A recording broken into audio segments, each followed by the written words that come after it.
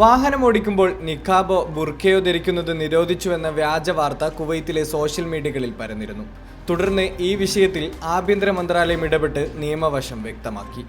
ഇത് 1984 പഴയ മന്ത്രിതല തീരുമാനത്തെ അടിസ്ഥാനമാക്കിയുള്ളതാണെന്നും നിലവിൽ സജീവ നിയമമില്ലെന്നും മന്ത്രാലയം വ്യക്തമാക്കി.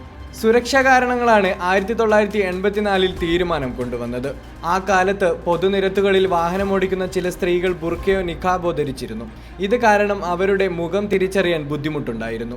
ഡ്രൈവിംഗ് ലൈസൻസിൽ ഫോട്ടോ ഉണ്ടായിരുന്നിട്ടും വനിതാ ഡ്രൈവർമാരുടെ ഐഡന്റിറ്റി പരിശോധിക്കുമ്പോൾ മുഖം വെളിപ്പെടുത്താൻ വിസമ്മതിക്കുന്ന സന്ദർഭങ്ങൾ സുരക്ഷാ ഉദ്യോഗസ്ഥർക്ക് വെല്ലുവിളി സൃഷ്ടിച്ചിരുന്നു.